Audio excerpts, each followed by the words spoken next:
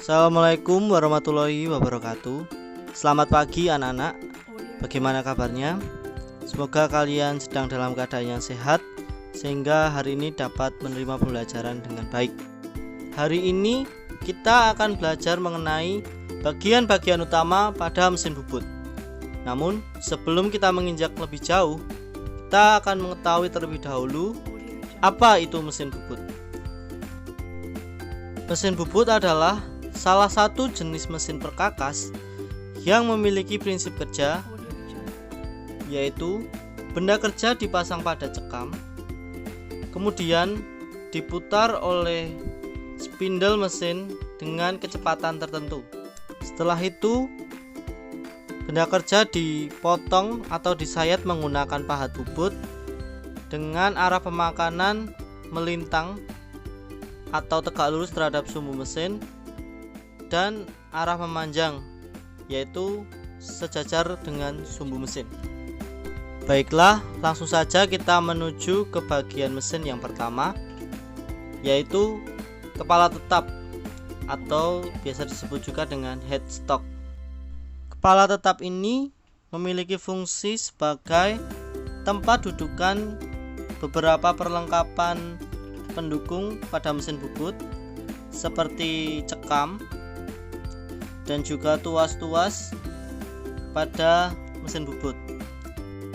Selain itu, di dalam kepala tetap ini tersusun roda-roda gigi yang membentuk suatu sistem mekanik yang memiliki fungsi untuk mengubah kecepatan putaran spindle, arah pemakanan, dan kecepatan pemakanan atau feeding, yang mana lengan penggeser roda gigi dihubungkan dengan tuas-tuas yang berada di luar kepala tetap ini dengan tujuan agar operator mesin bubut lebih mudah dan praktis saat akan mengubah tuas atau handle yang digunakan dalam pengoperasian mesin bubut ini. Bagian mesin bubut yang selanjutnya adalah tuas atau handle. Tuas atau handle pada mesin bubut memiliki fungsi dan peranan yang berbeda-beda. Yang pertama, tuas atau handle yang berfungsi untuk mengubah kecepatan putaran mesin. Pada mesin bubut jenis ini memiliki dua tuas. Yang paling kanan berfungsi untuk mengatur spindle speed range atau kumpulan dari kecepatan putaran spindle. Seperti yang anak-anak lihat, pada tuas ini dilengkapi dengan tabel yang berisi kumpulan dari kecepatan putaran spindle. Nah, ketika kita mengubah tuas ini, maka akan merubah interval pada tuas paling kiri, seperti yang ada di video ini. Kemudian tuas yang paling kiri ini berfungsi untuk memilih salah satu putaran spindle yang ada pada tuas tersebut. Nah, kita bisa atur lagi interval mana yang akan kita butuhkan untuk mengubah kecepatan putaran spindle yang kita inginkan. Selanjutnya terdapat juga tuas yang berada di antara tuas pengatur kecepatan putaran spindle. Nah, pada tuas yang kiri berfungsi untuk mengatur kisar ulir dan standar bit atau kisar halus, dan juga coarse bit atau kisar kasar. Sedangkan tuas yang kanan berfungsi untuk mengatur arah pemakanan saat kita akan membuat ulir, apakah ulir kanan atau ulir kiri. Tuas yang selanjutnya berfungsi untuk mengatur gerak pembubutan otomatis pada mesin bubut. Ada 3 macam. Yang pertama untuk pembuatan ulir metris, kemudian pembuatan ulir with watt atau inci, dan yang ketiga untuk membubut rata. Dan tuas berikutnya berfungsi untuk mengatur feed rate yang akan kita gunakan dalam pembubutan otomatis tersebut. kita langsung menuju ke bagian mesin bubut yang selanjutnya, yaitu bed atau alas mesin. Bed atau alas mesin ini berfungsi untuk tempat dudukan dari eretan dan juga kepala lepas. Kemudian bagian mesin bubut yang lain yaitu dudukan rumah pahat atau biasa juga disebut dengan tool post. Seperti yang anak-anak lihat pada video, dudukan rumah pahat ini berfungsi sebagai tempat untuk memasang atau mencekam pahat bubut. Bagian mesin bubut yang berikutnya adalah eretan. Pada mesin bubut terdapat 3 eretan. Yang pertama, eretan atas. Eretan atas ini digunakan untuk pembubutan dengan kemiringan sudut tertentu. Mengapa hal ini bisa terjadi? Karena pada eretan atas ini dilengkapi dengan saddle yang bisa diputar sesuai dengan sudut yang kita inginkan, seperti pada video berikut ini.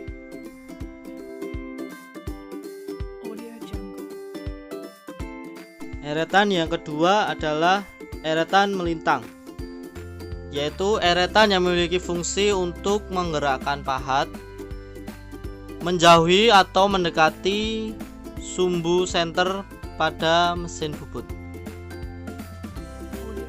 Dan eretan yang terakhir yaitu eretan memanjang. Eretan memanjang memiliki fungsi untuk menggerakkan pahat bubut dengan arah mendekati ataupun menjauhi spindle mesin. Bagian mesin bubut yang selanjutnya adalah poros transportir. Poros transportir merupakan poros berulir yang berfungsi untuk menggerakkan eretan saat melakukan pembubutan otomatis, baik itu saat membuat ulir ataupun pembubutan rata dengan arah memanjang maupun arah melintang. Dan di bawah poros transportir terdapat juga poros pembawa. Poros pembawa ini adalah poros yang selalu berputar dan berfungsi untuk mendukung jalannya eretan saat melakukan pembubutan otomatis.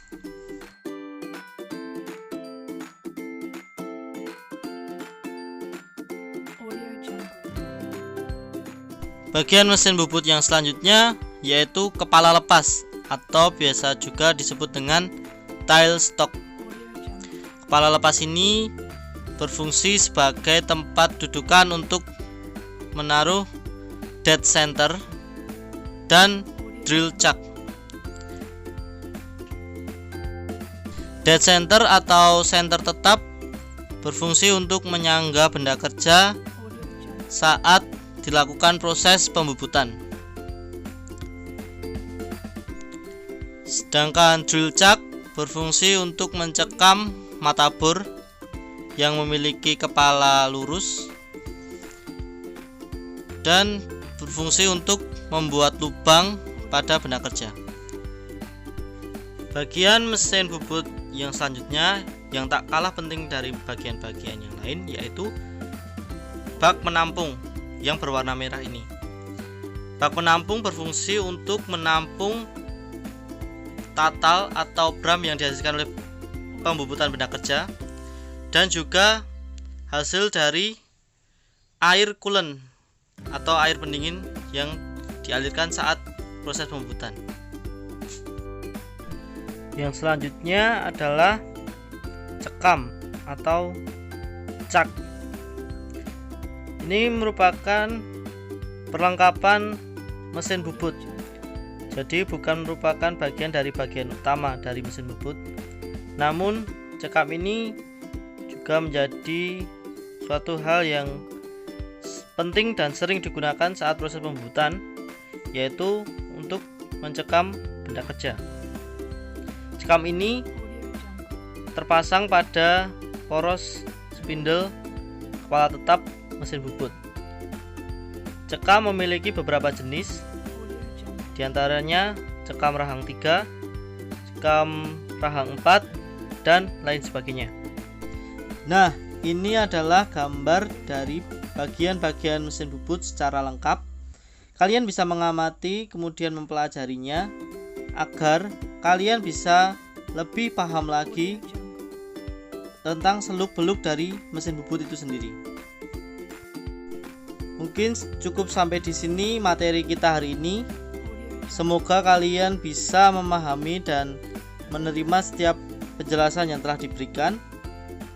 Dan sampai jumpa di materi selanjutnya.